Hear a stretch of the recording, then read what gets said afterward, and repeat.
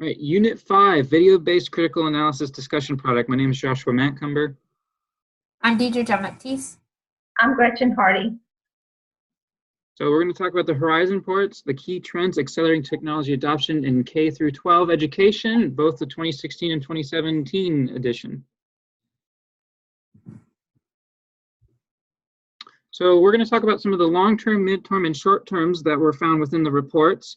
The long-term, in the first, we're going to have rethinking the function of schools in the 2016.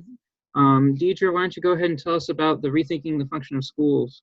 Okay, as for rethinking the function of schools, this is where the school experience is becoming more innovative, and it's following a framework that is taking more of the creative sense to some of the courses, but then keeping some of the traditional courses like social studies.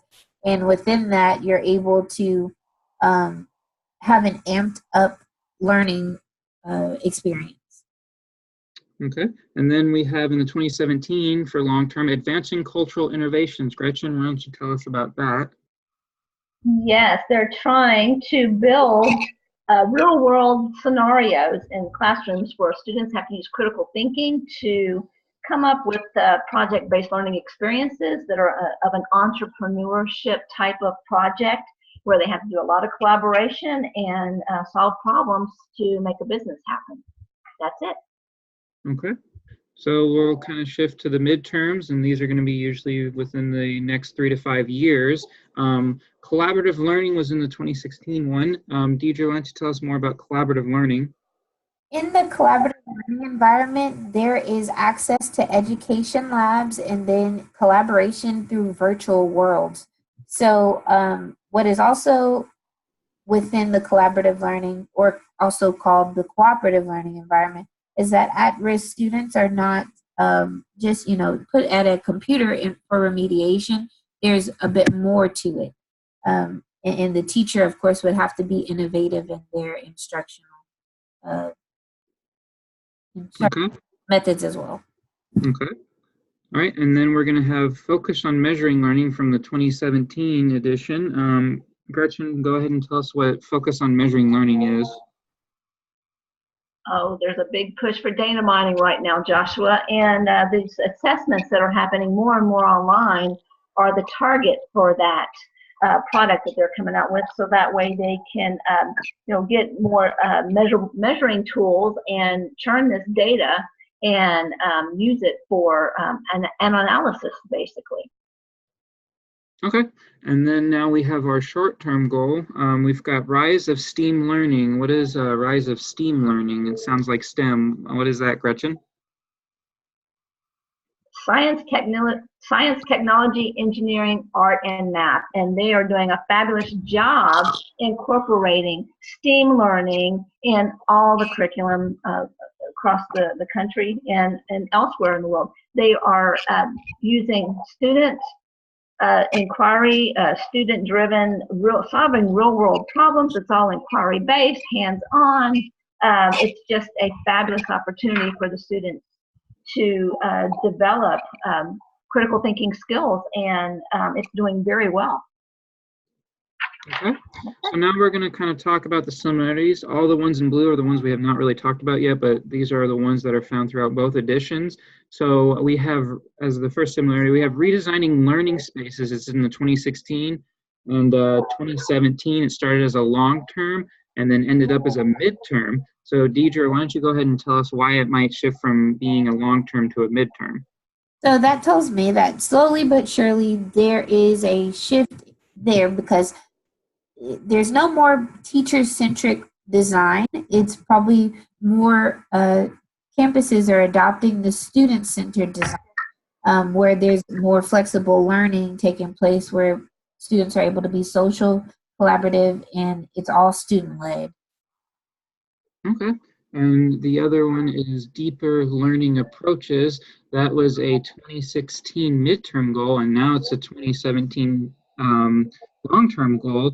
Why do you think, Gretchen, that the deeper learning approaches moved from a midterm to a long-term? I think that the rise of STEAM learning has that base already covered, Joshua, because the students are already doing critical thinking and collaborating and solving real world problems, and it's a self-directed project. Most of the STEAM learning is under that umbrella. So I really think that it's almost going to be a totally redefined goal on that deeper learning approaches, and it's not really needed per se. It's covered. That makes sense. So now we have the short term, it's coding as a literacy, and that was in 2016 and 2017. It hasn't really gone anywhere simply because I personally think that coding is basically HTML, JavaScript, and PHP, where it's good to know, but it's not necessarily going to be needed practically right then and now for students or educators per se, but it's good to know about it, and that's probably why it hasn't moved up in the midterm or even being a long-term goal. So it's remained stagnant in that area. All right, now we're going to move on to our ISTE connections. So we have standards for educators. It's collaborating with others. You share knowledge about technology, make time for learning, share tools and connect experts, and communicate with parents and students. So Deidre, why don't you go ahead and tell us about your professional experience dealing with standard for educators with the ISTE? Yes, so that the sharing of knowledge and about technology is happening in your own PLCs that you might be having with colleagues, and making time for learning means that you're doing professional development, you're reading books, you're doing research that allows you to be more informed about the tools that are available. Then sharing those tools and connecting with experts is important so that you can understand what are these tools fully capable of. And then from that, you probably could even figure out a way to communicate better with parents, which could be through a classroom website. It could be through Edmodo,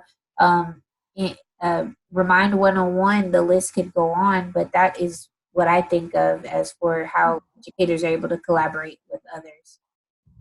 Okay, and then we're going to do standards for coaches with the ISTE connections.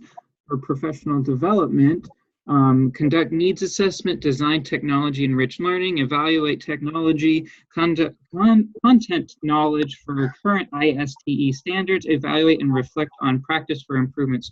So Gretchen, what might be some of your professional experience or in your opinion standards for coaches and connecting with the ISTE? Well, basically the surveys that they have to do whenever we have professional development, they want to know, was this training helpful for you to understand how to use this technology? What can we do better next time?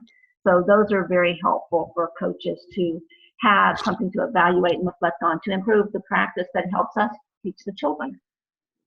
That's it. Okay. So now we're going to give you our exit ticket and final thoughts.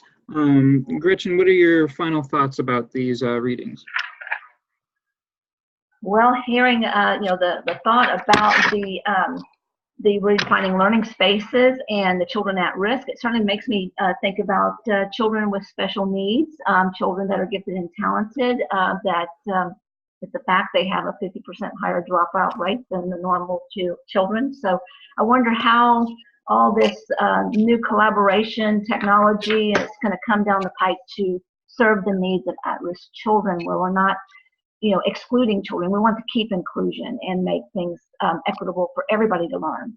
So that's my final thought, is what's going to keep biases from happening and reaching all students with different modalities for their learning. And Deidre, what are your final thoughts? My thought kind of connects to what Gretchen just said. What's equitable?